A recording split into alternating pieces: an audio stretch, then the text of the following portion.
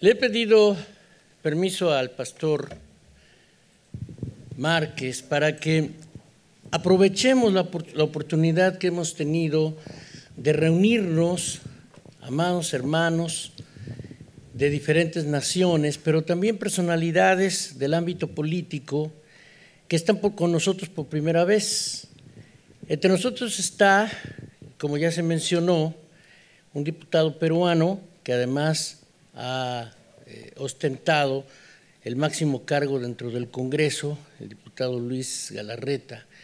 Y nosotros quisiéramos invitarle para que diera un saludo al auditorio y pudiera usted dirigirse, por favor, al Congreso Iberoamericano. Es un hombre admirable en muchos sentidos, pero además es un hombre de grandes convicciones. Y entre las cosas que yo le admiro es que es un hombre que tiene discapacidad física. Y eso nos frena a mucha gente. Se requiere de un gran valor y ética moral para poder superar las limitaciones humanas que algunos tienen que enfrentar. Y este hombre es un ejemplo de vitalidad y en ese sentido merece un reconocimiento doble. Así que yo quiero invitarles a que le demos un nuevo aplauso y le damos el micrófono. Es un placer. Bueno, muy buenas tardes. Muchas gracias, Pastor Márquez. Es un honor y agradecerle a Julio Rosas y especialmente a Dios que ha permitido que pueda participar con ustedes. Yo no quiero mentir porque no es mi estilo. Es verdad, yo he tenido formación cristiana, soy católico, pero tengo muy claro los principios que defendemos. Está la pastora Aguayo, tanto ella como Milagros Aguayo como el pastor Guillermo Aguayo han sido mis pastores. Y aunque nunca he dejado, obviamente, jamás mi fe cristiana, yo soy un político que cree en la vida, en la familia, cree en la libertad económica, cree en el Estado de Derecho, soy una persona de convicciones. Pero uno nunca se aleja de Dios y Dios tiene un propósito para cada uno en la vida. He venido con mi esposa, con Marilu, que está ahí filmando, parece, y a pesar de que durante creo que bastante tiempo no nos hemos visto ni con Guillermo ni con Aguayo, que son con Guillermo ni con Milagros, que son mis pastores a los que yo conocí un buen tiempo, creo que Dios me puso en el momento preciso. En la presidencia del Congreso pasaron muchas cosas en mi país, es una presidencia histórica, desde una vacancia, dos procesos de vacancia, 3 pedidos de gabinetes salidos, etc. Y pude ver desde ahí que tal vez el objetivo justamente fue llegar en ese momento a la presidencia del Congreso. Lo que ha contado Julio Rosas se dio durante el quinquenio anterior y las fotos que hemos visto ahí han sido de los miembros de la Comisión de Justicia. Pero durante mi presidencia también hubo un montón de proyectos que los frenamos en la presidencia del Congreso. Y creo que ese momento de año de presidente del Congreso era porque el Señor quería que desde ese momento esté una persona que había tenido formación cristiana, que sigue siendo cristiano y que tiene esa convicción en la familia y en la vida.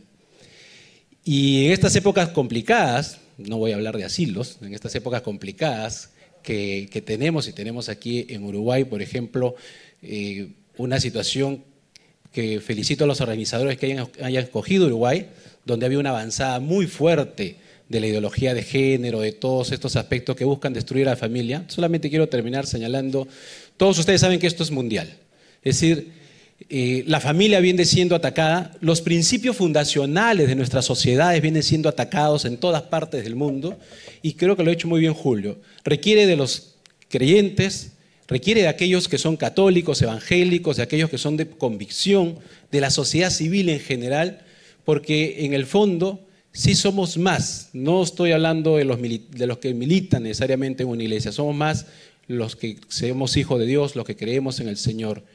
Y realmente haber escogido Uruguay creo que es una expresión para decirle al enemigo, a quienes están tratando de destruir la vida, la familia, es que no nos van a derrotar. Es que vamos a estar juntos porque Dios nos pone en el momento preciso, en el lugar preciso. Probablemente, como se va a aprobar la no reelección, ya no vuelva a ser congresista, pero es que tal vez Dios me necesitó en aquel momento y en estos momentos que todavía tiene el Perú con ataques fuertes a la familia de la vida para defendernos de ahí. Así que muchísimas gracias por este tiempo. La verdad que ha sido un honor estar todos estos días con ustedes y todavía mañana salgo mucho más fortalecido siempre en la fe y espero que siempre estemos juntos para las batallas porque vienen batallas muy fuertes. Vienen batallas bastante fuertes que no podemos nosotros doblegar ni distraernos, sino estar atentos porque estoy en la convicción de que el Señor va a poder vencer frente al enemigo. Muchas gracias. Estoy sorprendido de lo bueno que somos los cristianos evangélicos que dejamos subir a un católico aquí. Le queremos bendecir en el nombre de Jesús y nos ha inspirado.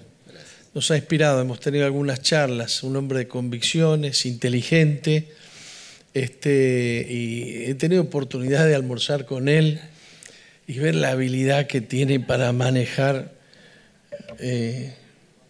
No se va a morir de hambre. Yo quiero, muy breve, así voy a robarle un minuto porque cuando googleen van a encontrar algo que saben hacer pues los de posiciones radicales, ¿no?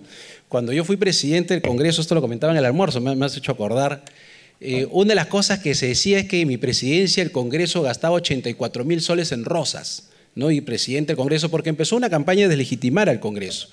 Y uno no entendía por qué la campaña era tan fuerte contra este Congreso actual. Y entonces 84.000 soles, estamos hablando de unos $25.000, ¿no?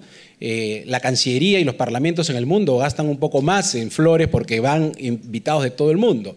Pero eso fue una campaña que salió en todos lados. Hasta el día de hoy el nuevo presidente del Congreso, o sea, ya después de un año de mi gestión, más un mes, no van ni $14.000. Es decir, eso era un presupuesto, eso no era lo que se iba a gastar. Pero la prensa lo vendió de tal forma que hace 2 semanas hemos debatido en el Congreso el robo más grande del Perú de $15.000 millones en Lavallato, $15.000 millones, y no ocupó ni siquiera un párrafo abajo en los medios de comunicación que hacían escándalos de mentiras de que se gastaban flores en el Congreso. ¿Por qué? Porque hoy día un Congreso que tiene ya bueno, el Congreso siempre es impopular en el mundo, pero ya un Congreso con 8 o 10%, es porque las corrientes que hay en las universidades y en los medios de comunicación contra la vida y la familia, y encuentran congresos que se frenan y se paran fuerte, claro, es un congreso legitimado. Entonces hoy día hemos acabado de presentar hace 3 semanas con Julio y otros parlamentarios que ya están despertando, un proyecto para erradicar todo nombre relacionado a género, política de género, igualdad de género, un proyecto de ley en el Congreso para eliminar en el Perú. ¿Pero qué dicen los enemigos? Porque la mayoría de prensa es así, desgraciadamente, dicen, bueno, pero ese es el Congreso que está deslegitimado. Entonces, muy bien, quien dijo en la mañana también, ojo con las noticias, porque hay que saber leer realmente las noticias y no solamente los pantallazos que salen, porque la prensa está muy, desgraciadamente, muy condicionada a este tipo de cosas. Gracias. Bueno, hay una buena cantidad de personas que han venido a este Congreso que vamos a tratar de ir presentándolas. Por ejemplo, hay una diputada estadual que conocí hace 4 meses y ha venido a este Congreso en Brasil y ya es diputada federal, así que cristiana. Cuando la conocí y vio que había un movimiento como esta mujer lloraba, dice, yo no puedo creer que aquí estamos hablando estas cosas y nuestros pastores no quieren saber nada. Dios le está dando crecimiento a todo esto. Y estoy de acuerdo con el hermano que pasó recién que $14.000 invertidos en la familia Rosa no es nada al lado de los $15.000 millones que se han gastado en Lavallato. Hermanos, se merecen más ustedes.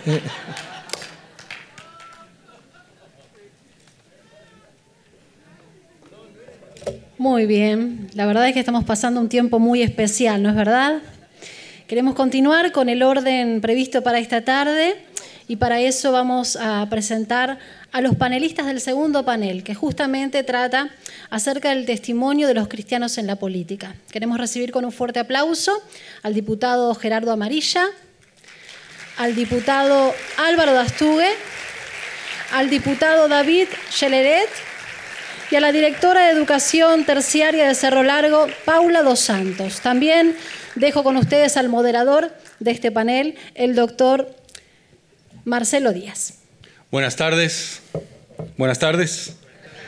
Un gusto estar aquí y un gusto que podamos dedicar un tiempo de nuestro congreso a hablar sin duda y a compartir experiencias sin duda de una de las áreas más importantes que tenemos en esta lucha continental contra la ideología de género y todos sus derivados, que sin duda es la acción política. Yo terminaba mi secundaria y el pastor de aquellos años estaba muy feliz de que un grupo interesante de su iglesia, de jovencitos, terminaban la secundaria para entrar a la universidad. Así que él nos hizo pasar adelante y comenzó a preguntarnos a todos, ¿y vos qué vas a estudiar en la universidad? Y alguien dijo, yo voy a estudiar psicología. Y él dijo, qué bendición para la consejería de la iglesia. Y le preguntó otro más, ¿y vos qué vas a estudiar? Yo voy a estudiar música. ¡Qué bendición para la adoración de la iglesia! Y le preguntó otro más, ¿y vos qué vas a estudiar? Administración de empresas. ¡Qué extraordinario para la administración de la iglesia! Y cuando llega mi turno dice, ¿y vos, Marcelito, qué vas a estudiar? Ciencias políticas. Y se hizo un silencio, ¿no? Y él, con la honestidad más honesta del mundo, me palmea al hombro y me dice, Dios te va a ayudar. Hablar del cristiano involucrado en política tiene que ver con esto. Llevamos unos 50 años de atraso, por eso los malos han ocupado el lugar y los buenos, porque de los buenos dejamos el espacio. Y los panelistas que tenemos acá nos van a bendecir con su experiencia y la idea es compartir preguntas que sin duda todos nos hacemos respecto de un cristiano involucrado en política, un cristiano evangélico involucrado en política frente, por un lado, la inexperiencia versus la vocación, frente a veces el deseo de provocar un proceso de transformación a través de la influencia versus a veces las desinteligencias o la falta de comprensión que en muchos casos la iglesia tiene cuando alguno de sus hijos quiere participar en política. Así que sin mediar más tiempo, voy a hacer algunas preguntas para que ellos estén allí compartiendo. ¿Qué les parece, diputado Gerardo Amarilla? ¿Qué les parece si comenzamos contigo? Si te preguntáramos cuáles han sido las presiones más fuertes para vos de un cristiano evangélico en la política, ¿qué podrías decirnos? ¿Cuáles han sido los puntos que más presión has experimentado?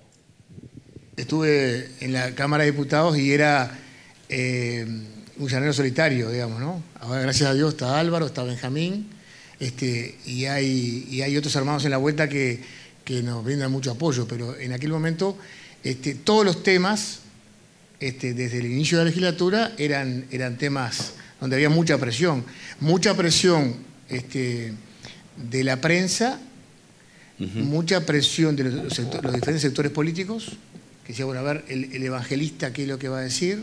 Porque todavía no tienen claro qué es evangélico y qué es evangelista, pero el evangelista a ver qué va a opinar sobre el tema, y también un poco de presión de la iglesia, ¿no? Porque a ver cómo nos va a dejar parados este evangélico en el Parlamento Nacional.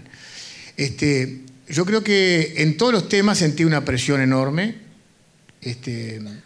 Tal vez en lo que era más manifiesto eran en el tema de ideología de género. En el aborto fue una lucha terrible, la marihuana lo mismo, pero creo que el tema de ideología de género fue, o el matrimonio igualitario en realidad, que hubo otras leyes vinculadas a este tema, pero fue la mayor presión que tuve y la mayor ausencia de la iglesia también. Hay que decirlo, ¿no? La iglesia no estaba en el debate, no estuvo acompañando, no sentí el apoyo, no lo comprendían, el riesgo que había atrás de eso. Y después hay una gran mayoría social, a través de los medios de comunicación sobre todo, que lo hacían sentir a uno como un retrógrado y el mayor de los discriminadores por oponerse a ese tipo de leyes, ¿no? Y levantar la voz. Creo que fue el punto. Después yo sentía otras presiones personalmente, que me interpelaba en cada ley, en cada proyecto, que a veces no tenían que ver tan claramente con estos temas de vida y familia, pero que tenían que ver con otros temas que yo veía por algún lado está la presión, por algún lado está el trasfondo espiritual de esto, por ejemplo, la ley de bancarización o de inclusión financiera, en normas tributarias, en normas penales, y bueno, que evidentemente todo tiene un trasfondo espiritual y que sentí una presión interior, decir, bueno, vamos a discernir cuál es el trasfondo de esto para tomar una posición a partir de la palabra de Dios. Qué tremendo, ¿eh? Qué tremendo. David, diputado David Sleret, se me ocurre en este momento una pregunta. ¿De qué cuadro es usted, David Sleret? De River Plate. Qué pena, qué pena, qué pena. Pero bueno. Mañana preguntamos. Sigamos con nuestro tema. David vos tenés la particularidad de que no tuviste una carrera política, por ejemplo, en términos como la de Gerardo, sino que fuiste líder juvenil muchos años, pastor en una iglesia, y Dios movió las circunstancias para que estuvieras en un rol político. La pregunta que te hago es ¿cómo percibiste, cómo experimentaste la transición? Seguís siendo pastor, pero tu rol ahora es político. Sigo en transición. Claro. Contanos. Quizás encasillamos muchos de estos conceptos bajo los paradigmas establecidos, ¿no? De qué es ser político, qué es ser pastor, qué es ser... lo que he estado aprendiendo y lo que sigo aprendiendo y tiene que ver con este proceso, esta transición, es que Dios se place, más allá de los rótulos y de los títulos, de usar a las personas que se quieren dejar usar de la manera que Él lo ha dispuesto.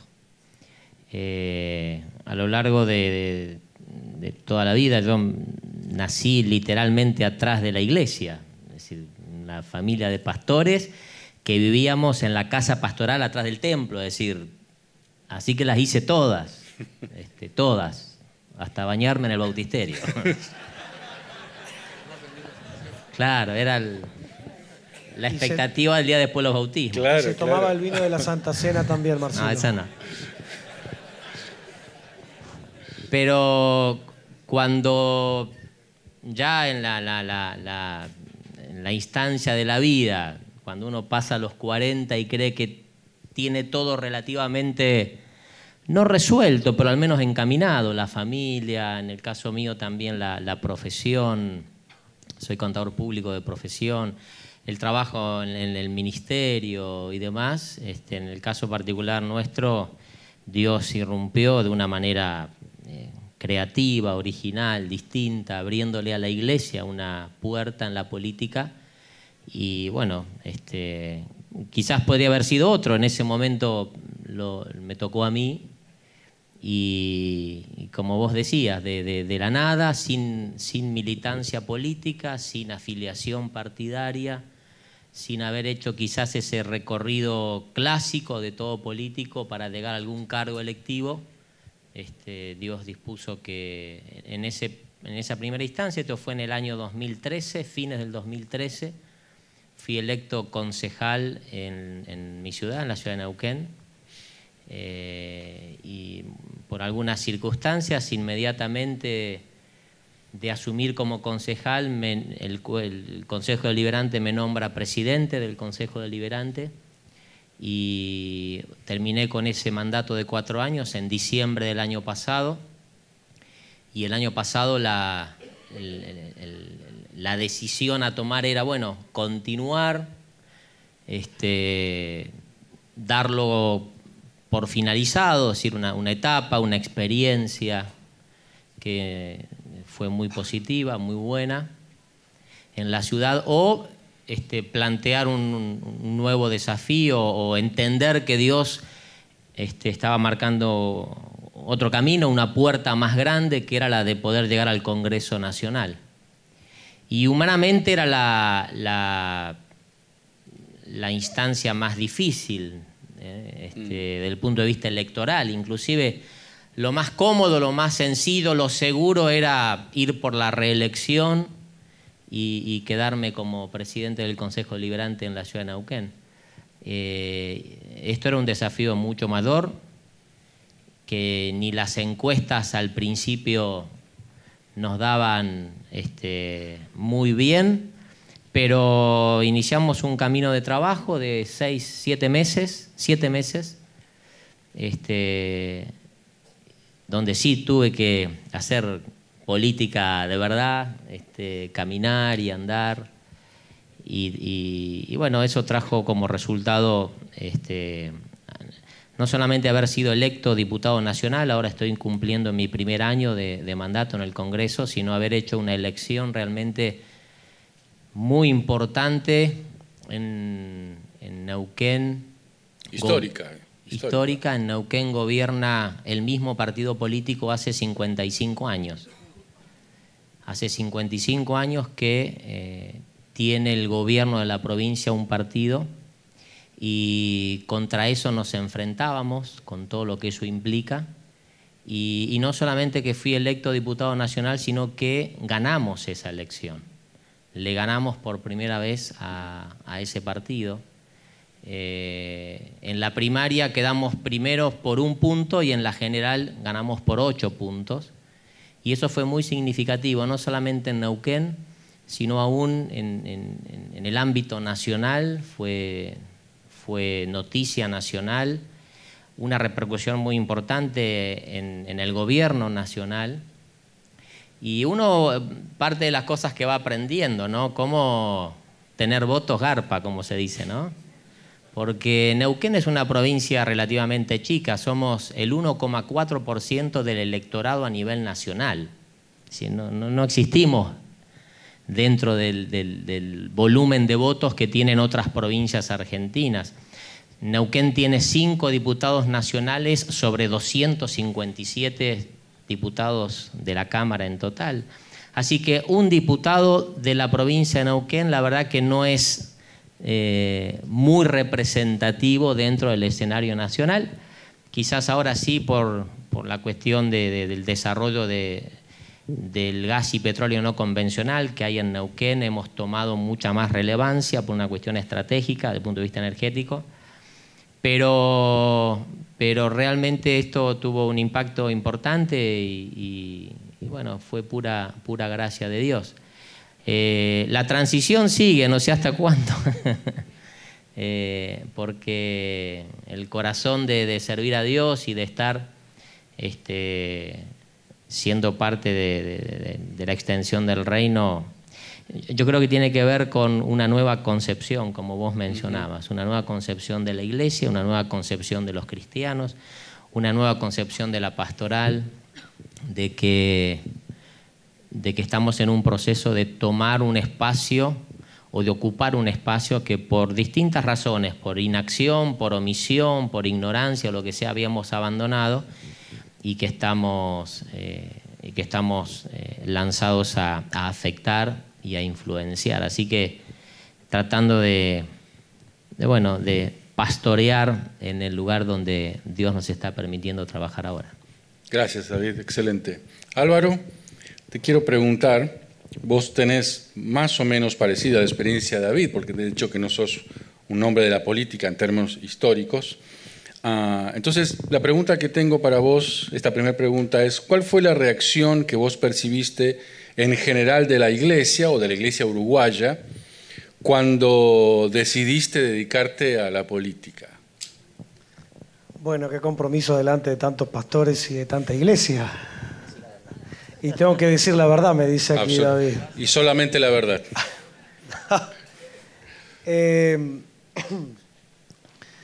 Yo soy el primer pastor diputado, por lo tanto yo sentí un peso muy grande sobre mis hombros.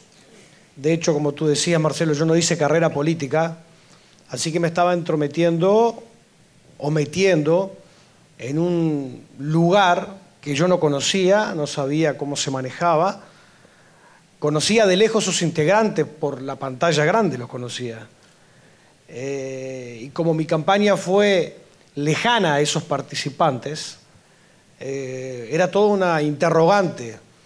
Por eso yo sentía y siento, pero ahora he adquirido un poquito más de fe y sé que la gracia de Dios es la que lo hace, cierta representatividad desde mi parte hacia la iglesia. O sea, por ser pastor, yo asumí internamente un compromiso y una responsabilidad grande porque siempre pensé que todos me iban a estar mirando. Claro. Por lo tanto, yo llevo casi 4 años de legislador. Los primeros 2 años y medio fueron muy difíciles. Primero porque ese ambiente hostil,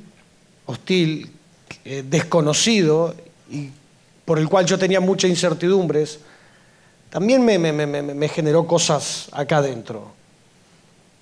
Y hoy cuando Gilberto hablaba de David y Goliat, es como que a mí también Saúl me ofreció su armadura.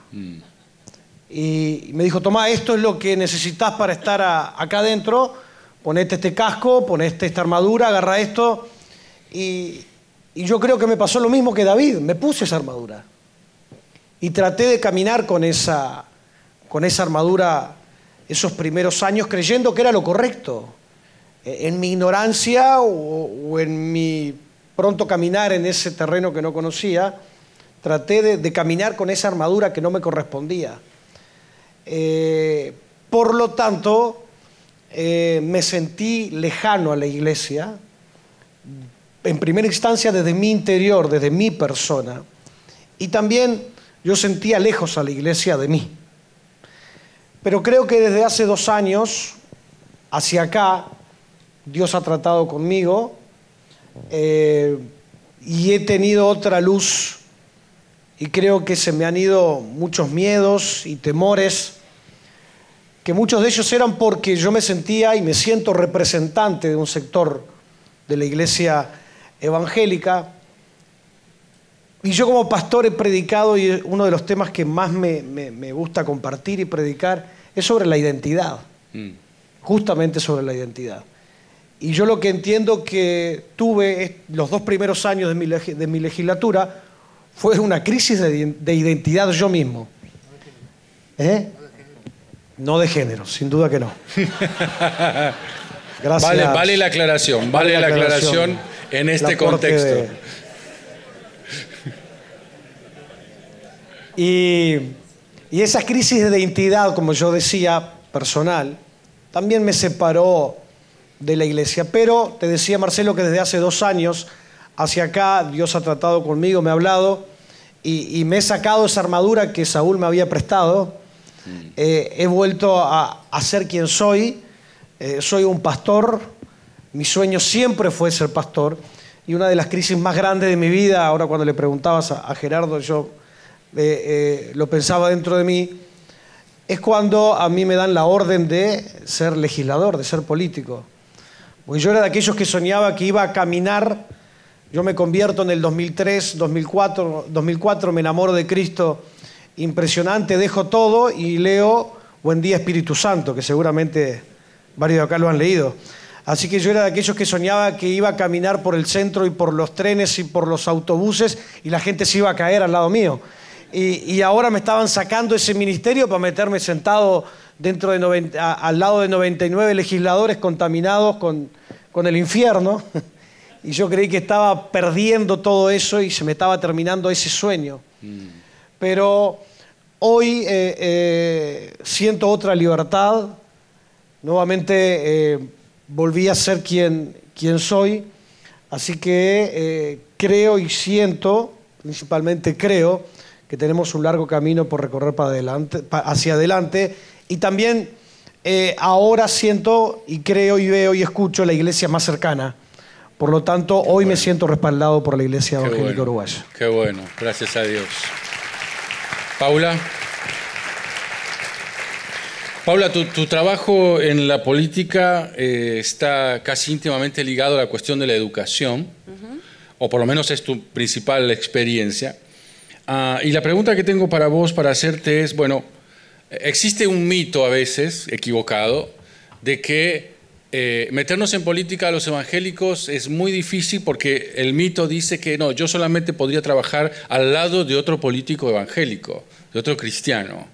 Y la verdad que no solamente por razones lógicas que somos muy pocos, ese mito no existe porque vamos a estar involucrados con otras personas, colegas en la política que no son cristianos. ¿Cómo fue tu experiencia en relación a eso? Vos cristiana, trabajando desde que era tu jefe intendente a tus colegas no cristianos. ¿Cómo fue esa experiencia? Bueno, saludamos a todos los hermanos, agradecemos este espacio. Bueno, mis comienzos han sido muy curiosos, como la mayoría de los tratos de Dios con nuestra vida.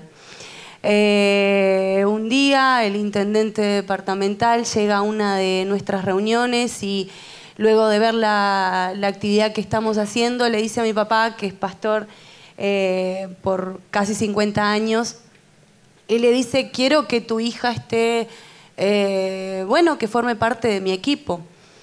Y bien curioso también el hecho de ingresar en este nuevo mundo de la política, porque históricamente la Iglesia ha estado señalando de alguna manera la participación de los cristianos en la política.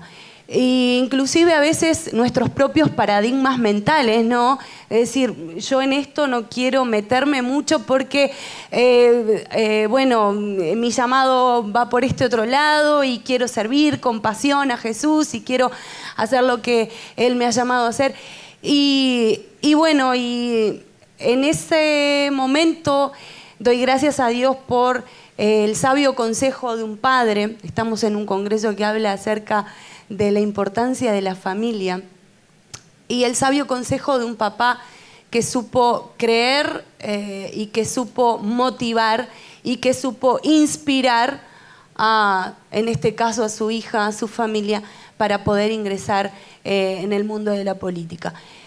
Nuestro trabajo no fue mayormente difícil en cuanto a la relación con los demás colegas y compañeros en el ámbito municipal y departamental, del gobierno departamental donde estoy trabajando, sino que las mayores dificultades surgieron desde dentro de la iglesia. ¿Cómo es posible que Paula, teniendo este llamado, vaya a involucrarse en esto? ¿Cómo es posible que Paula se vaya a meter en este terreno cuando Dios ha dicho tantas cosas que va a hacer con ella? Y esa ha sido la principal dificultad de nuestra propia mente. Hoy escuchábamos al doctor Gonzalo que hablaba acerca de la necesidad que tenemos como cristianos de ser renovados en nuestra mente. Y la principal dificultad que tuvimos fue esa: creer que el llamado de Dios para este tiempo era poder trabajar desde ese lugar, poder reflejar a Dios en nuestro lugar y levantarnos, como dice el profeta Isaías, y resplandecer allí donde el Señor nos ha llamado. Gracias, muchas gracias, muchas gracias. Gerardo, quería hacerte otra pregunta. Vos sos un gran conferencista, un gran expositor. Te hemos escuchado varias veces. Y una pregunta que se hace el mundo evangélico cuando alguien va a participar en política es ¿dónde queda la Biblia en esto, no? Dejamos de leer la Biblia. ¿Tiene algo la Biblia para decir sobre política? Esa es la pregunta. ¿Vos entendés que la Biblia tiene contenido sobre la política? ¿Y podés mencionar alguno? Yo creo que hoy alguien lo dijo esta mañana, creo que fue Rocha, lo dijo esta mañana, ¿no? En realidad, uno siempre empieza de política. Yo conocí al Señor Jesús con 8 años y crecí dentro de la iglesia evangélica. Y cuando empecé a hacer política me dijeron, no, la política es mundana, no podemos contaminarnos con la política. Y yo con 15 años por ahí, en un momento estuve ahí luchando contra ese mandato, pero cuando vi que los políticos comenzaban a visitar la iglesia y venían a saludar y repetían la oración de fe y todo ese tipo de cosas, ¿no? Y después se iban y nunca más volvían. Los políticos en campaña repetimos cualquier cosa. Ahí yo me rebelé. Y cuando uno empieza en política, dice, bueno, en realidad la política no tiene nada que ver con la fe, ¿no? Y pensaba, bueno, sí, el caso de José, todo el mundo piensa enseguida, ¿no? José, Daniel, ¿no? Pero hoy vimos los ejemplos. En realidad, la Biblia es un libro eminentemente político. Absolutamente. Que nosotros, teológicamente, después espiritualizamos las situaciones que pasan en la Biblia, pero es un libro que habla de gobierno, de economía, de guerra, de relaciones internacionales, ¿no? En fin, es un libro eminentemente político que después traducimos eso a nuestra vida espiritual. Entonces, uno tiene que discernir y descifrar. Yo siempre pongo el mismo ejemplo, ¿no? Cuando uno, en realidad yo caminé mucho tiempo en paralelo, ¿no? Por un lado estaba la fe y el trabajo para el Señor, aquella mentira de la Revolución Francesa, y por otro lado el trabajo secular, ¿no?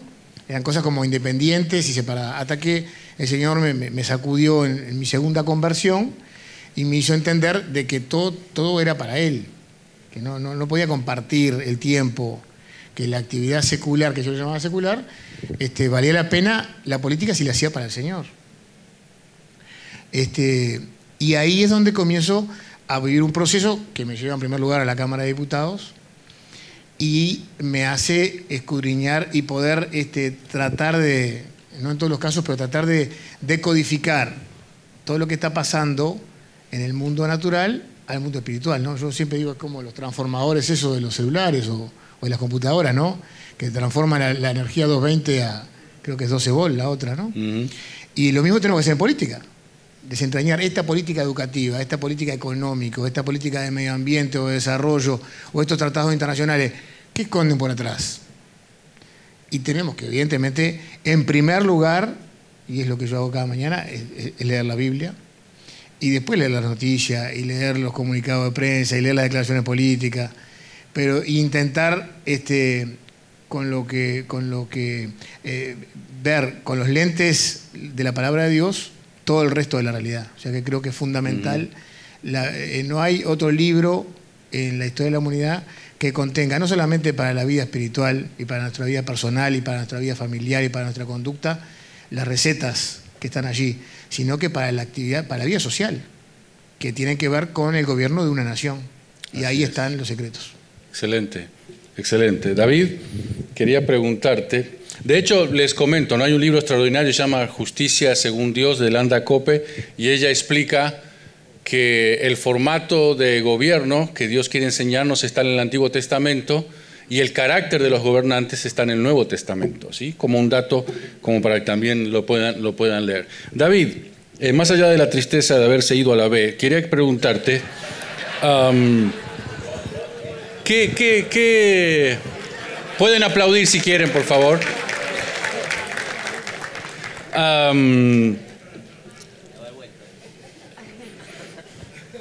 A vos te ha tocado en esto de cómo Dios maneja la historia, ¿no? Dios te puso en el gobierno, tanto en tu provincia como en nación, en un momento histórico en Argentina muy, muy especial.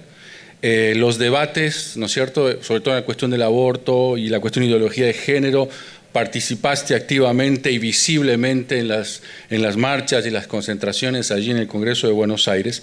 Entonces, claramente estás identificado como un diputado pro vida. Entonces, la pregunta pasa por ahí, en nuestro contexto del Congreso.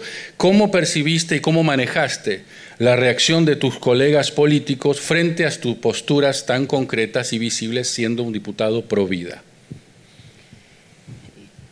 La verdad que no es sencillo y todavía quedan resabios. Me ayudó el hecho de, bueno, he percibido y percibo, incluso con diputados del bloque al que yo pertenezco, del interbloque, con los que uno tiene más trabajo más cotidiano, más cercano, cierta animosidad, cierta distancia, ¿no? Más allá de estar dentro del mismo espacio. Porque, a ver, tenemos que entender que detrás de la gran mayoría, pero de estos temas hay un componente espiritual muy fuerte y que se manifiesta. Se manifiesta concretamente, en este caso también en la relación con los colegas diputados. No ha sido sencillo, no es sencillo, pero frente a esto lo más simple es dar a conocer y plantarse en las convicciones que uno tiene. Quizás corría con cierta ventaja el hecho de que todos o la gran mayoría sabían de dónde venía yo, claro. el diputado evangélico. Y eso de alguna manera ya te pone frente a estos debates en un lugar predecible, digamos, ¿no? Pero aún a pesar de eso no ha sido sencillo. Pero creo que son las pruebas de fuego donde uno también aprende a moverse en ese medio por un lado, pero también a entender que uno no puede, digamos, retroceder ni dejar un milímetro de distancia, ni siquiera con aquellos que pertenecen al mismo bloque o al mismo gobierno, porque esto trasciende a esto. Esto tiene que ver con nuestra esencia, con nuestras convicciones, con lo que Dios ha establecido. Esto tiene que ver con la verdad de la vida y no podemos sucumbir en nada, mucho menos en estos temas. Así que, de todas maneras, yo creo que el problema es más de ellos que mío. Claro. Yo lo siento con mucha naturalidad. En cada oportunidad que tuve, que pude hablar y actuar, lo hice. Pero me he encontrado también con gente que, sin ser cristiano evangélico, tienen también muy fuertes estas convicciones. Diputados católicos y aún aquellos que se manifiestan no tener ningún tipo de vínculo con ninguna iglesia, pero que tienen muy claro esto. Entonces, así como de algunos he sentido hostilidad, de muchos otros, claro, no solamente compañía y buena relación, sino que hasta he tenido la posibilidad de darles testimonio y he tenido la posibilidad también de alguna manera, porque es como que también esperan más de uno, ¿no? Claro. Entonces, con esa expectativa, aprovechar a generar también cierta influencia, no solamente para estos temas, sino también para otros. En el caso nuestro se dio, terminó el debate del aborto en el Senado en agosto y en septiembre ya empezamos a hablar de la modificación a la Ley de Educación Sexual Integral. Y inmediatamente se me vinieron 3 o 4, a ver, bueno, ¿y ahora qué hacemos? Y claro, bueno, veamos qué hacemos, pero como que me buscaron y como referente también de este tipo de temas. Así que creo que genera también una gran responsabilidad. Y como decía Álvaro, no solamente frente, en este caso, a mis colegas, frente a la sociedad, sino también frente a la iglesia. Que por supuesto creo que ninguno de nosotros puede arrogarse estar ahí representando a la iglesia evangélica, pero sí tenemos la carga de que ellos se sientan representados por nosotros y que la iglesia se sienta representada por nosotros. Y en estos temas es donde quizás toma mayor relevancia esto. Gracias, excelente. Álvaro, también vos, al igual que David, el Señor te puso en el lugar donde estás en una coyuntura muy particular aquí en Uruguay, ¿no? John Maxwell dice que el liderazgo es influencia, ¿no? Entonces mi pregunta pasa por ahí. Vos ocupás un lugar de liderazgo en la Iglesia del Señor en Uruguay y en el gobierno en términos de tu rol como diputado.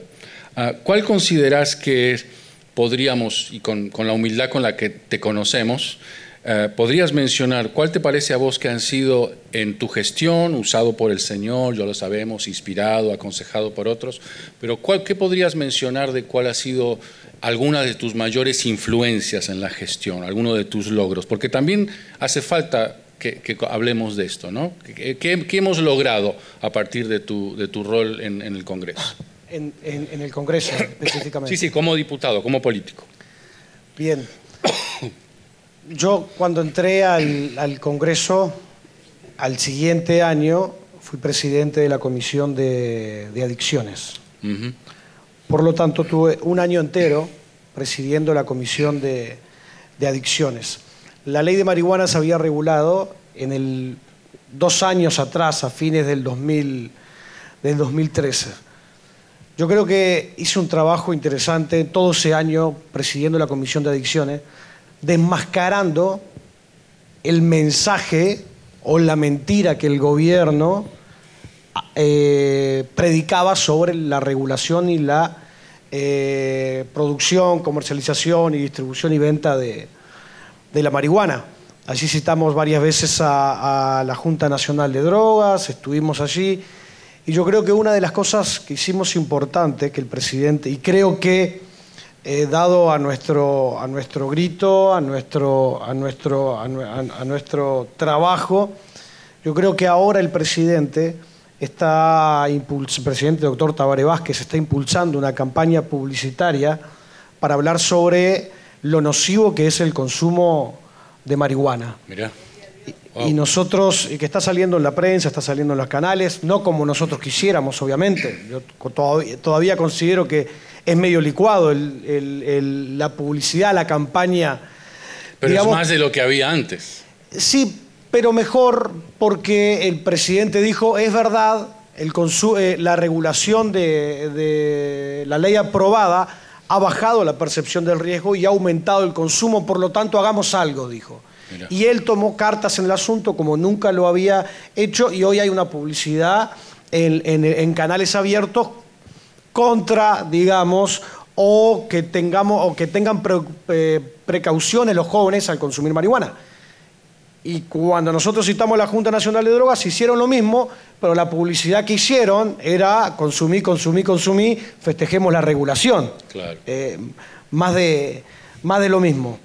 Lo otro que trabajamos con la senadora Alonso, y trabajamos fuertemente también junto con el presidente Tabaré Vázquez, fue en un trabajo hacia la conciencia y a la cultura de naturalización del consumo de alcohol, criticado por los propios por nuestro partido, que consideraban que no debíamos integrar esa comisión citada por el presidente Vázquez. Asistimos igual y allí estuvimos y siempre hablamos sobre la necesidad de trabajar en la educación y en la prevención del consumo de alcohol. Si bien muchos nos criticaron porque nosotros también impulsamos una ley aprobada que era de tolerancia cero, en donde todos aquellos que toman un poquito pueden llegar a ser multados, perdónenme mis hermanos. Pero el objetivo era atacar la conciencia de esos jóvenes y adolescentes que tomaban sin ninguna responsabilidad. Por lo tanto, esa ley fue aprobada y hoy se habla en el Uruguay que si manejás, no tomás. Por más que se enojen, hoy ya es una cuestión real. El que maneja, que no tome. Pero además también eso se extendió y se habló mucho de lo nocivo que es el consumo de alcohol. También creo que, principalmente últimamente, en este último año y medio, mensajes del gobierno contra la iglesia o mensajes del gobierno denostando la iglesia, Dios por algo me ha hecho escuchar y me he plantado firme en relación a comentarios que se han realizado, por ejemplo, propiamente sobre el Congreso por la Vida y la Familia, cuando la ministra de Turismo, Lilian Kichichiani, creo que la gran mayoría están al tanto aquí, nos quitó el interés turístico nacional que nos había otorgado. Entonces, inmediatamente cuando nos enteramos, la prensa obviamente que nos busca por el hecho de ser pastores, además de ser integrar la organización del evento, y estuvimos en toda la prensa en una postura muy firme, clara, prudente y respetuosa, pero también no callando ni escondiéndonos y haciéndole ver al propio gobierno que nos estaba discriminando, que estaba categorizando ciudadanos, que al gobierno le importa más ciertos grupos de presión sociales, como los lobbies, que otros grupos que también somos sociales y que somos ciudadanos igual que ellos. Y creo que fue una voz junto con la de Gerardo que se escuchó y que se hizo notar en el país. Fuimos fervientes contrarios a la recién aprobada ley integral trans, que considero que es una aberración para nuestra nación. De hecho, hemos propuesto hace 2 semanas la derogación de dicha ley. Hemos iniciado una campaña de recolección de firmas para que esa ley sea derogada. Estamos trabajando en eso y vamos a trabajar fuertemente. Y creo que lo último que ha pasado en estos días, también en esta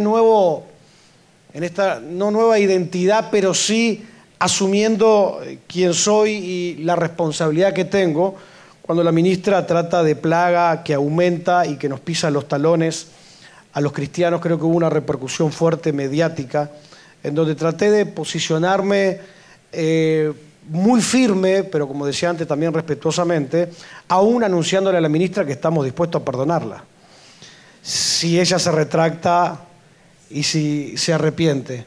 Así que creo que estamos, bueno, fue muy mediático, estuve en toda la prensa, y a mí me ha sorprendido, recién decía David, a mí me ha sorprendido la cantidad de mensajes que he recibido, además de la iglesia, los cuales agradezco y son muy importantes, pero la cantidad de mensajes de gente que no es de la iglesia, como diciendo, necesitábamos que alguien lo diga, o necesitábamos que alguien se pare de la forma que te paraste, Álvaro, mensajes explícitos en ese sentido, porque hay un gran porcentaje de la sociedad que no le gusta ciertas actitudes del gobierno actual y de representantes, denostando, en este caso discriminando e incitando al odio contra nuestra fe y contra nuestro estilo de vida y nuestra creencia. Así que, bueno, esto no ha terminado porque hasta el día de ayer estuvimos haciendo notas y creo que traté de resumir un poco el trabajo de estos últimos 4 años. Excelente. Paula, una de las características de este tiempo es el resurgir del movimiento feminista, pero mal entendido en términos de la violencia y la denostación al hombre. Esta pregunta te la puedo hacer del panel solamente a vos. ¿Cuál es tu experiencia de ser mujer dedicada a la política frente a tus colegas varones? ¿Vos sentís esa presión o sentís esa desvalorización o no por el hecho de ser mujer?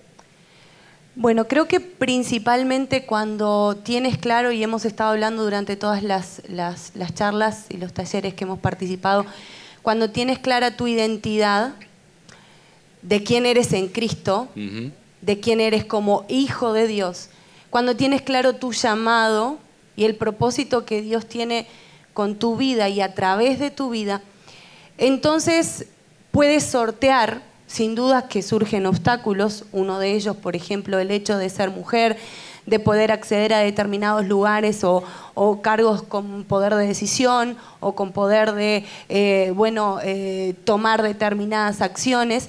Obstáculos como la nivelación salarial, pero cuando tenemos claro quiénes somos en Cristo, cuando tenemos claro lo que Dios espera de nosotros, estos obstáculos lentamente van desapareciendo porque Dios se encarga de poner y quitar reyes, como dice la palabra.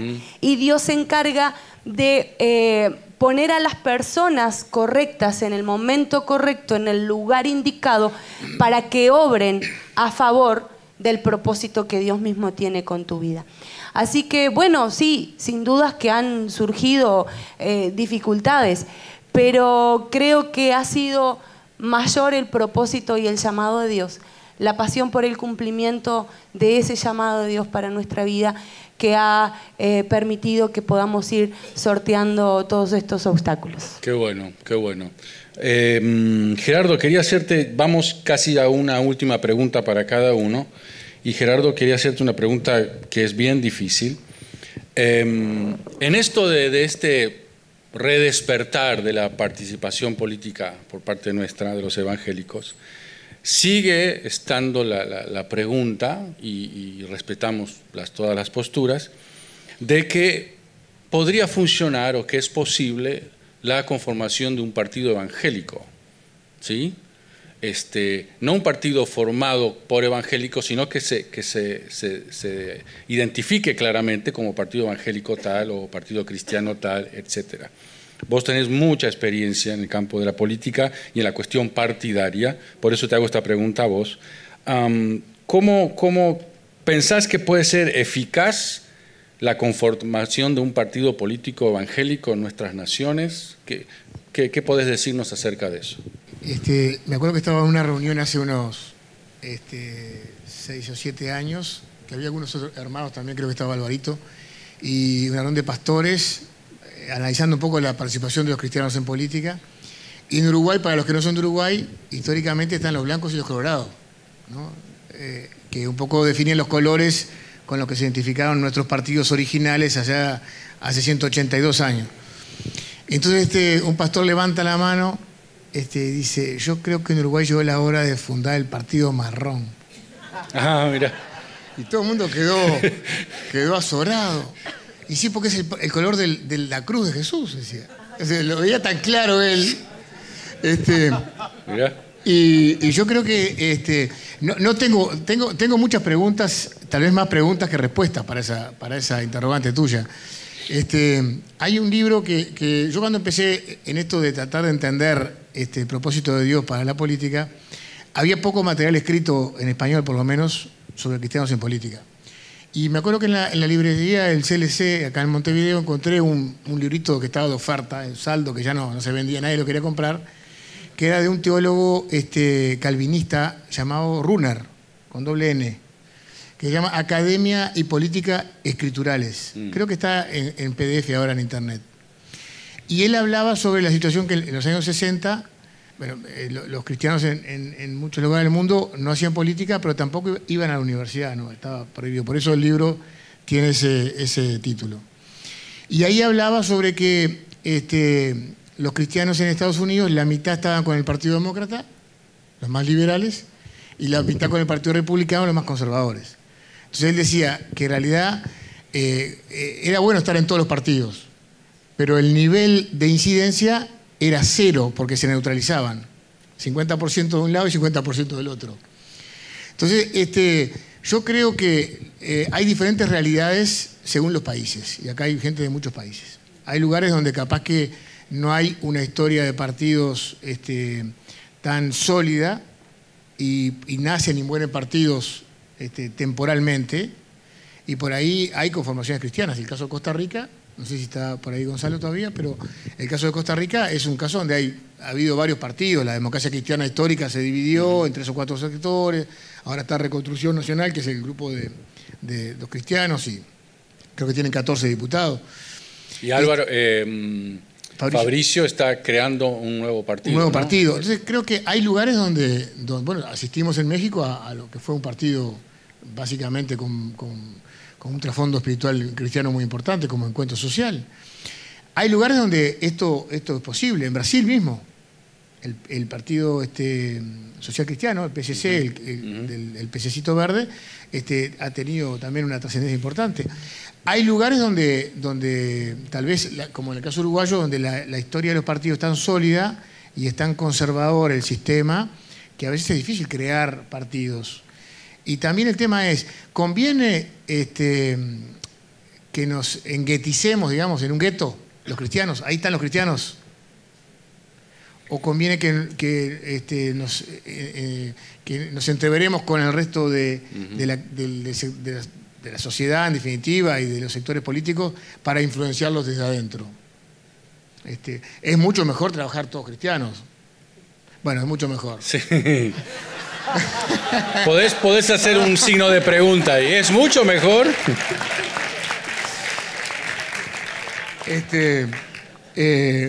Sería bueno estar con más cristianos juntos. Sí. Yo creo que el desafío justamente es impactar al resto, a los demás. Y como decían, creo que Paula, cuando uno llega ahí, que enseguida lo empiezan a mirar de reojo. A mí me ha pasado hasta ahora que llego yo a una reunión y cambian de tema, ¿no? Claro. Y bueno, es un desafío integrarse y que vean que no vamos a estar con la Biblia en la mano condenándolos y acusándolos, ¿no? Y mandándolos al infierno. De alguna manera también interactuar como seres que, como decía hoy también Gonzalo, que podemos hablar también de economía, y podemos hablar de medio ambiente, y podemos hablar de derecho y otros temas que no son solamente vida y familia. Así es. Yo me parece que es un desafío muy importante. Por eso creo que en cada país y en cada momento la respuesta puede ser, a veces podemos conformar grupos con algunos fundamentos cristianos, donde estemos muchos cristianos, pero que tengamos el desafío de invitar a otros que no sean de nuestra denominación o de nuestra iglesia, que puedan sumarse, o integrarnos a un grupo y poder trabajar junto con ellos. Eso creo que es un gran desafío, justamente poder interactuar. Me parece muy importante. Excelente. David, querido, tengo tantas cosas para decirte. David, existe otro de los mitos de que un cristiano es llamado, o percibe un llamado a la política y se tira a la pileta, ¿no? Y lleva a su despacho su Biblia Thompson gigante y un corazón sincero y con deseos honestos de servir al Señor allí. Por años esto ha sido el común en cuanto al pensamiento de la participación, y de alguna forma la idea era, bueno, Dios me mandó, Dios me va a ayudar, Dios me va a guiar, Dios me va a decir qué proyectos de ley hacen falta, etc. Entonces, la pregunta concreta que te hago es si vos percibís que la necesidad de capacitarse, ¿no?, para este campo misionero. Sí, absolutamente. Yo creo que es el paso obligado.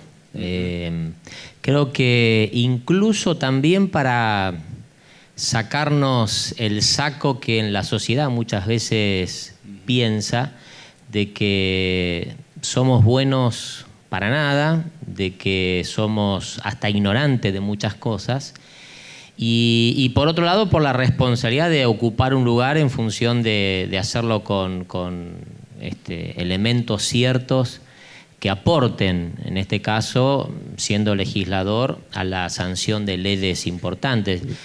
Mi generación es, cuando nosotros éramos adolescentes y jóvenes, no existía, por lo menos en el ámbito en el que me tocó crecer, no existía la vocación de que los chicos vayan a la universidad. Se terminaba el secundario y eran muy pocos. De hecho, yo la vez pasada me encontré, después de muchos años, y con uno de los que éramos parte de ese grupo de chicos, y yo te diría de 10, 2 llegamos a la universidad y nos recibimos. Algunos fueron y dejaron por la mitad. Pero se requiere de preparación, se requiere de conocimientos, que no solamente te lo da la universidad, te lo da después la capacidad de seguir estudiando formalmente, o siendo autodidacta, o leyendo, o metiéndote en los temas. Yo particularmente, yo soy contador público, y yo en el Congreso de la Nación soy parte de la Comisión de Hacienda y Presupuesto. Pedí estar, porque sé que ahí puedo aportar y mucho. Claro. Soy vicepresidente de la Comisión de Economía, en la que pedí estar, y hasta luego después me propusieron ser vicepresidente de esa comisión. Soy integrante de la Comisión de Finanzas de la Cámara de Diputados también. Entonces, eso no es azaroso, eso tiene que ver con el tiempo, la vocación, las ganas que uno ha dedicado para prepararse, que no, yo creo que no existe un prototipo, pero conceptualmente no puede estar ajeno el hecho de tener preparación, por lo menos en los temas, más allá de los que tienen que ver con nuestra esencia como cristianos, en los temas en los que tenemos que involucrarnos o podemos involucrarnos. Y también en esto es muy importante de la gente que nos rodeamos. Es muy común que en los ámbitos políticos, quienes son parte de un equipo de trabajo de un legislador, algunos de algo saben y otros trabajaron en la campaña. Ese es un poco el concepto previo. Claro.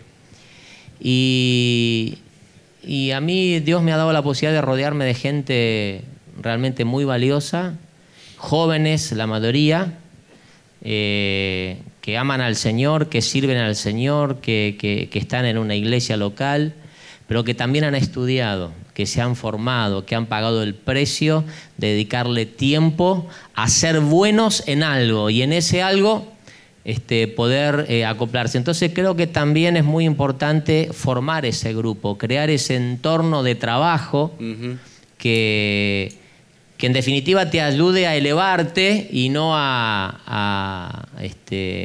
bueno, vemos cómo sale, si sale bien, bien, y si no, vemos cómo lo arreglamos, claro, ¿no? Pero yo creo que es fundamental, por eso la necesidad de seguir sembrando esto en la vida de los jóvenes y de aquellos que tienen vocación.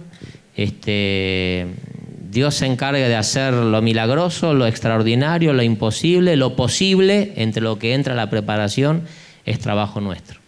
Gracias David. Álvaro, quería preguntarte, así para finalizar, para ir finalizando, bueno, los sistemas republicanos tenemos los 3 poderes, ¿no es cierto? Ejecutivo, legislativo y judicial. Vos, según tu opinión y tu experiencia, ¿considerás que en alguno de los 3 poderes es donde más necesitamos involucrar cristianos, los 3 poderes por igual? ¿Cuál es tu opinión, tu visión sobre esto? Bueno, muy bien.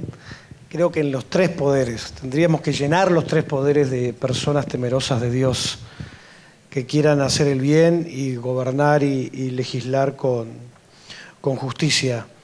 Si a mí hubo alguna cosa que me marcó, Marcelo, yo salí electo en el 2014, asumí 1 de marzo de 2015 y a 2 o 3 meses de ser electo viajé a Brasil y fui a conocer la famosa bancada evangélica brasilera.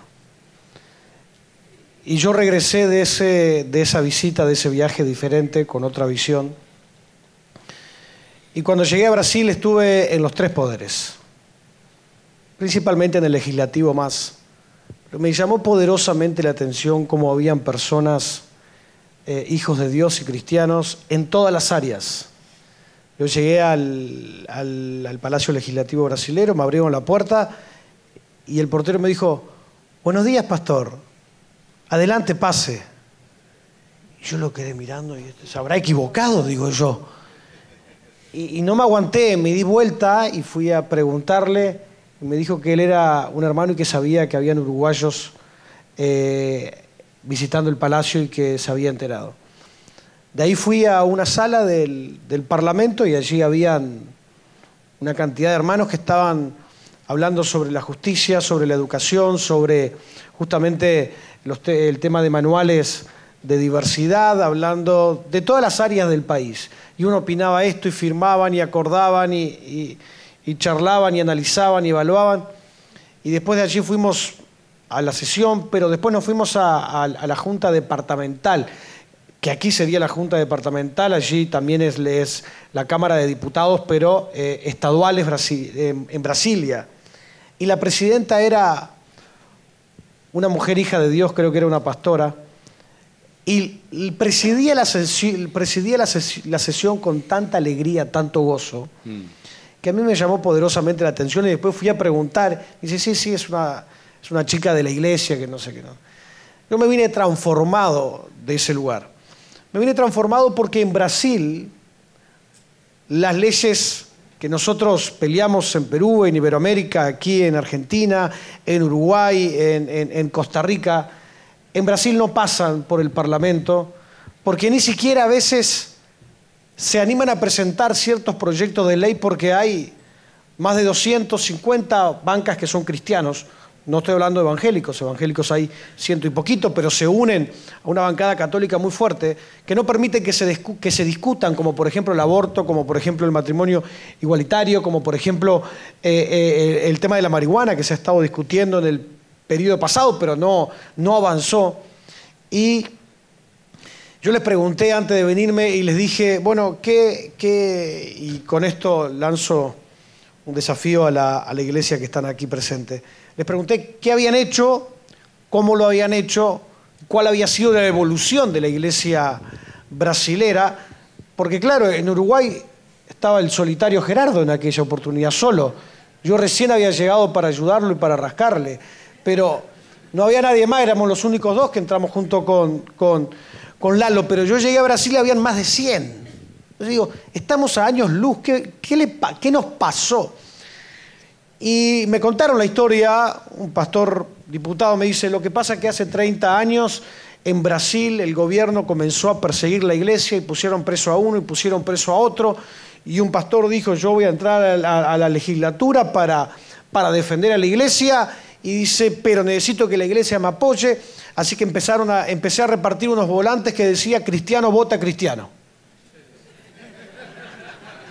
Dice, y con eso el hombre salió diputado. Y después otros se animaron con la misma estrategia, así que a la próxima legislatura eran como 5, después se multiplicó y eran como 20, y ahora en el 2018 eran 100 y algo, y ahora con la victoria de Bolsonaro creo que andan, la diputada que está aquí, Leticia, ¿no? Creo que se llama Leticia, nos podrá decir específicamente cuántos hay, pero han superado la cantidad de la legislatura pasada ampliamente. Y dice, y entendimos que debíamos entrar, porque si no entrábamos, nos iban a seguir persiguiendo. Así que me contaron que cada denominación tiene su representación parlamentaria. Así que los bautistas tienen su representación parlamentaria. Los pentecostales tienen su representación parlamentaria. Los neopentecostales tienen su representación parlamentaria. Los cuadrangulares tienen su representación parlamentaria. Los metodistas tienen su representación parlamentaria. La iglesia está representada en el Parlamento. Entonces yo digo, qué lejos que estamos. ¿Cómo hacer para que en el resto de Iberoamérica o copiemos el ejemplo o analicemos el ejemplo o por lo menos debatamos el ejemplo que están haciendo nuestros hermanos brasileros? Ahora acaban de poner un presidente. Que son una plaga, dice Gerardo. Crecen y aumentan. Acaban de elegir un presidente y lo eligió la iglesia evangélica, o por lo menos lo catapultó la iglesia evangélica, y fue la principal fuerza de un presidente que se comprometió a defender los principios y valores cristianos. Yo me pregunto, mientras que Brasil está en ese nivel y ha llegado lo que ha llegado, todavía hay algunos que en Argentina, Uruguay, en algún otro departamento, nos cuestionamos y nos preguntamos si la iglesia, no la iglesia como tal, sino los integrantes que vamos y asistimos a una iglesia, debemos involucrarnos en política. Todavía hay algunos con los cuales me reúno, porque a mí me gusta charlar con la gente. Bueno, Álvaro, pero habría que ver, habría que analizar, que mirá, que aquí, que allá, que esto, que lo otro. Y yo digo, qué lejos que estamos.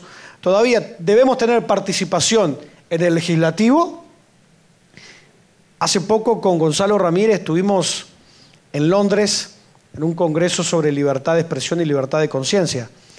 Y en ese congreso estaba la fiscal nacional brasilera. ¿Saben lo que es ser la fiscal de un país como Brasil? Estaba ahí sentada al lado mío. Lo han entendido. Debemos estar, Marcelo, y termino con esto, en el ámbito legislativo, la mayor cantidad posible, en el ámbito judicial y en el ámbito ejecutivo, sin lugar a duda. Temerosos de Dios. Si me permitís, Marcelo, un paréntesis nada más. Dale. Yo creo que nosotros tenemos que no solamente alentar a que hermanos que tengan vocación y más participen en política, sino que creo que una tarea importante, por lo menos hablo como argentino de lo que nos viene pasando en la Argentina, los cristianos tienen que reconsiderar bajo qué criterios votan a uno y a otro. Porque muchas veces los cristianos, como en Brasil aprendieron, no votan cristianos. O al menos no votan hermanos o personas que sin ser hermanos puedan resguardar o representar nuestros valores más íntimos. Entonces creo que una tarea importante que tenemos es darle herramientas, instrumentos, abrirle los ojos, enseñarle a nuestros hermanos de las iglesias bajo qué criterios tengo que ir a votar a un legislador o votar a un gobernador, intendente o presidente. Así es. Paula, terminamos con una pregunta para vos. ¿Qué consejo le darías a un cristiano que viene y te plantea que en su corazón late fuerte la palabra política y siente del Señor y desea involucrarse y va a pedirte consejo? ¿Qué le dirías? Primero, actuar en obediencia al llamado de Dios. La obediencia involucra bendición. Así es. Y pienso que todos deseamos ser hombres y mujeres bendecidos, que nuestras familias, que nuestros hogares y que nuestra nación sea bendecida. Así que primero, actuar en obediencia. Conocer a Jesús y conocer qué es lo que Jesús espera de ti, de tu llamado. Por algo te entregó y te encomendó ese llamado que tienes. Puede ser en cualesquiera de las 7 áreas de influencia en el gobierno, puede ser en el arte, puede ser en la educación, puede ser en la familia, puede ser en los medios, puede ser en la política. Yo, en mi familia, por ejemplo, uno de mis hermanos se integra y trabaja en el ámbito judicial y está desarrollando sus dones y sus talentos en esa área. Otro de mis hermanos se dedica al arte, a la música, y a través de esa arte está glorificando y mostrando a Jesús en todos los ámbitos en los cuales se desarrolla. Y pienso que actuar en obediencia es lo principal. Hoy hablaba uno de los conferencistas acerca de formar, yo las tengo registradas acá porque me impactó mucho, formar mentalidad de reino, formar mentalidad de liderazgo y formar mentalidad de gobierno. Si nosotros estamos donde tenemos que estar, le permitimos no solamente a nuestra iglesia que reciba la bendición que Dios quiere darle, no solamente a nuestras vidas poder recibir las bendiciones que Dios quiere darnos, sino también le permitimos a nuestra nación que sea bendecida de la manera en que Dios quiere bendecirlas. Así que pienso que la pasión, el otro día compartíamos con los jóvenes en nuestra iglesia acerca de esto. La pasión, tenemos que ser hombres y mujeres en este tiempo como los hijos de Isaacar, entendidos en los tiempos. Y sea el área donde Dios te llamó a estar involucrado y a ejercer influencia, ejércela. Haz lo que Dios te llamó a hacer. Pasión, buscar tu propósito, encontrarlo. Ser apasionados por eso que Dios te dio. Tener sueños, como José los tuvo.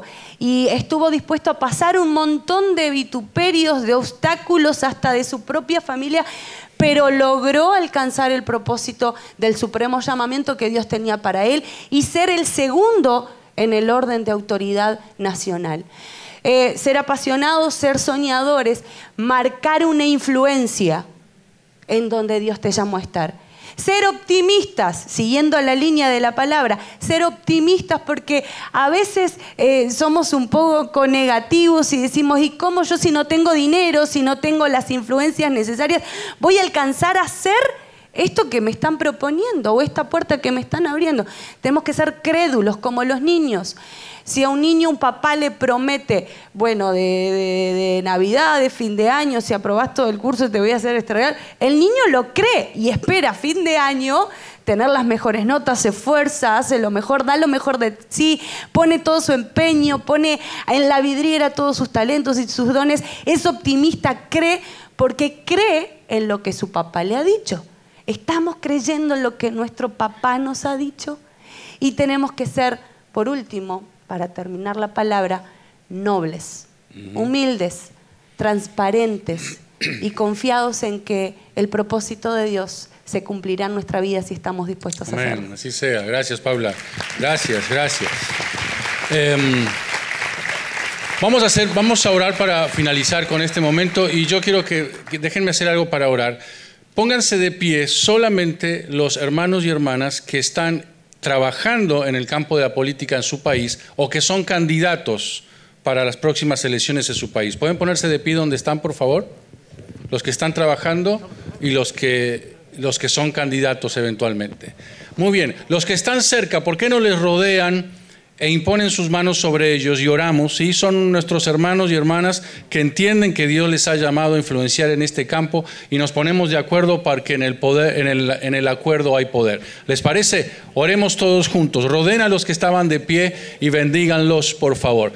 Padre, estamos aquí esta tarde para bendecir tu nombre Y estamos agradecidos, Espíritu Santo de Dios, porque estás llamando a tus hijos y a tus hijas en nuestro continente a que se involucren en este campo misionero tan desafiante, Señor. Padre, nos ponemos de acuerdo porque en el acuerdo hay poder para bendecir a estos hermanos y hermanas que ya están en el campo de la política, los que son candidatos para entrar en próximas elecciones en sus países. Señor, sobre ellos te pedimos sabiduría de Dios, sobre ellos te pedimos revelación, sobre ellos te pedimos que trabajes en su corazón para que no pierdan su humildad y su vocación de servicio, su amor al prójimo, Señor. Úsalos, guardalos de todo mal, guardalos de toda trampa del enemigo, guardalos de toda protección, Señor.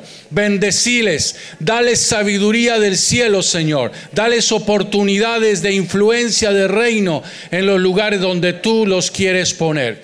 Y a ti, si de todo lo que salga bien, Señor, por la acción política de tus hijos, solamente a ti te daremos la gloria, el honor y el reconocimiento. En el nombre de Jesús, amén. Amén, amén. El Señor les bendiga. Amén. Gracias, hermanos del panel.